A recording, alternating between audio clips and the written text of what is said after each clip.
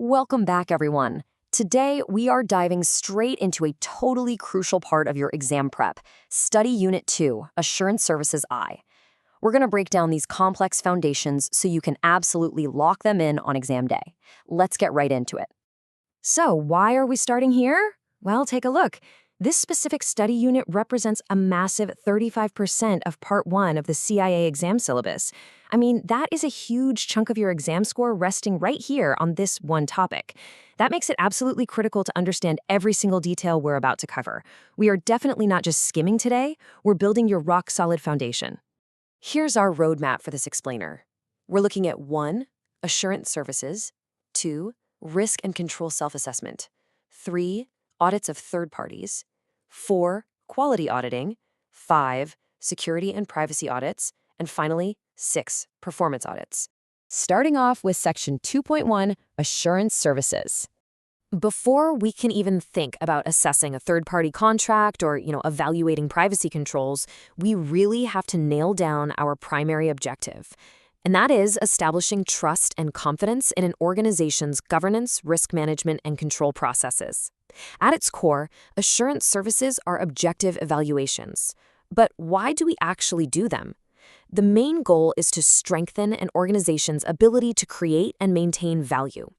And to pull this off, we have 3 distinct key participants. First, you've got the process owner. That's the person or group actually responsible for the activity being assessed. Then, you have the internal auditor, the one performing the objective evaluation. And finally, the user. They're the group that will actually take the results of this assessment to make critical business decisions. Now, the crucial point is understanding what we're actually reviewing during these assurance engagements. For this, we rely heavily on the industry-standard COSO definition of internal control. It states that internal control is a process affected by an entity's board of directors, management, and other personnel designed to provide reasonable assurance regarding the achievement of objectives relating to operations, reporting, and compliance. Notice how it specifically says reasonable assurance, right? Not absolute. An assurance engagement directly connects to this by reviewing the control environment, the risk assessments, and the monitoring activities that actually make up this whole framework. Out in the real world, this basically breaks down into 3 principal types of assurance services. First up, compliance assurance. A super practical example here would be auditing employee sign-offs on a corporate code of ethics, just to ensure they're actually adhering to internal policies. Second is operational assurance. This is where we appraise efficiency and effectiveness, like, say, checking a department's processes for revenue maximization or customer service. And third, we have IT assurance. This involves testing the integrity of technology. Think verifying the security and reliability of an organization's cloud computing infrastructure. Moving right along to Section 2.2, Risk and Control Self-Assessment, or CSA. CSA is a real game changer because it shifts the focus away from auditors working in complete isolation. Instead, it empowers internal employees at all levels to actively engage in assessing risks related to their own specific day-to-day functions. Organizations typically use 3 primary approaches to make this happen: workshop facilitation, surveys, and self-certification. Now, the method you choose depends heavily on the organization's culture and structure. Surveys, for instance, are fantastic when your staff is widely dispersed or there are just too many of them to fit into one room. Self-certification relies on a management-produced analysis to reach timely judgments. But the most common and arguably the most dynamic approach is for sure workshop facilitation. If you do go the workshop route, there are a few different formats. The objective-based format starts by looking at the absolute best way to accomplish a business objective. It identifies the controls currently in place to support that objective, and from there, it figures out the residual risks. The risk-based format?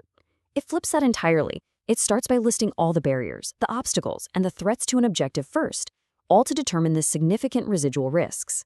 I should also quickly note there are 2 other formats you should remember: the control-based format, which assesses how well existing controls mitigate risks, and the process-based format, which evaluates a chain of activities from beginning to end.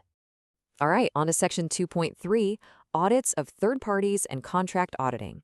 Here, we're shifting our focus from internal teams outward to external business relationships, or EBRs. Think of your service providers, your supply-side partners, joint ventures, that sort of thing. The reality is, when an organization relies heavily on an external partner, the control risk naturally goes up. To mitigate risks like fraud, insolvency, or intellectual property theft, internal auditors have to follow a really strict chronological cycle. Step 1, understanding relationships. Why do they even exist and how are they procured? Step 2, assessing risks and controls. What's the inherent risk and how is the partner managing it? Step 3, performing the audit. This could actually mean doing on-site work at the external partner's physical location. Step 4 is reporting findings to senior management. And finally, Step 5 is monitoring progress to ensure any deficiencies are actually being fixed. A massive part of auditing these third parties involves really digging into the specific contracts. The 3 usual types you'll see are lump sum, cost plus, and unit price. Now, a lump sum is just a fixed price agreement used when the requirements are super well defined. But let's look at a cost plus contract, which pays the cost plus a fixed amount or percentage. Honestly, this can be highly risky. A cost-plus contract could easily cause major construction overruns because, let's face it, the contractor has absolutely zero incentive to finish early or be economical. Then you have unit price contracts. These are used when there's a convenient measure of work. For example, measuring the exact square footage patrolled by a third-party security service. The auditor's job there is to ensure the totally accurate measurement of that work. That brings us to Section 2.4, Quality Auditing. Now, quality auditing isn't just about throwing out defective parts at the end of an assembly line. Total quality management, or TQM, is really a strategic weapon. It focuses on preventing defects from the very initial product design all the way through to final inspection. It essentially treats quality as a basic organizational function, just as important as marketing or production. TQM relies heavily on a philosophy of doing it right the first time, intense employee training, promoting teamwork, continuously improving processes, and ultimately focusing on the absolute satisfaction of both internal and external customers. Section 2.5, Security and Privacy Audits. A truly comprehensive view of security isn't just about IT. It includes physical safety too, like protecting employees from workplace violence. To guide this, Standard 9.1 explicitly details that the chief audit executive must consider how the organization identifies and assesses significant risks and selects appropriate control processes.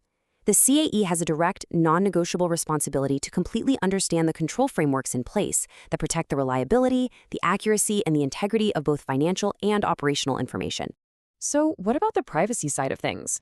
Well, privacy is fundamentally a human right, and it breaks down into a few distinct elements. You have personal privacy, which is both physical and psychological. Privacy of space, meaning freedom from surveillance. Privacy of communication, which is freedom from monitoring. And privacy of information, which governs exactly how personal data is collected, used, and disclosed. Under Standards 5.1 and 5.2, auditors must rigidly safeguard any personally identifiable information they gather during an engagement. You literally cannot use this information for personal gain, and you absolutely must respect confidentiality laws implicitly. Okay, so we've established assurance, we've empowered our teams through self-assessments, audited our external partners, implemented quality management, and secured our physical and digital privacy. Sounds great, right? But that leads to a massive question that bridges the gap into our final section. We've secured the data and the processes, but how do we know we're actually succeeding as a business? Which leads perfectly into Section 2.6, Performance Audits.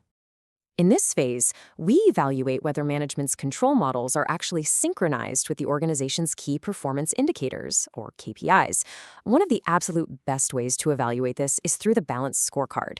This is a brilliant performance measurement tool because it forces management to balance short-term financial considerations with long-term investments. It looks at 4 main perspectives. First, financial measures like sales and liquidity. Second, customer measures like retention rate and market share. Third, internal measures, think productivity and manufacturing lead time. And finally, learning, growth, and innovation measures, which looks at things like employee morale and R&D. Without this kind of balance, management might just instinctively cut R&D to boost short-term profits, which, as we know, would severely harm the company's long-term future. To figure out the right strategy and the right KPIs for that scorecard, an organization will often use a SWOT analysis. The absolute key here is distinguishing between the internal and the external factors. Strengths and weaknesses, those are internal. They represent your internal core competencies or your internal lack of resources, like maybe a lack of modern production facilities. Opportunities and threats, on the other hand, are external factors. These are things outside your organization's direct control, like new government regulations, external technological advances, or intense competitor rivalry.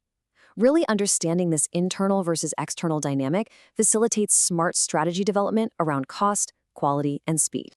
And that brings this explainer to a close with one final, pretty provocative question for you to chew on. When you evaluate governance, assess third-party risk, and analyze performance models, as an internal auditor, are you just protecting value, or are you actually creating it? The answer is both. By ensuring these systems work flawlessly, you literally ensure the organization's sustainable success. Keep that duality in mind as you prep for your exam. Stay focused, keep reviewing these concepts, and I'll see you in the next explainer.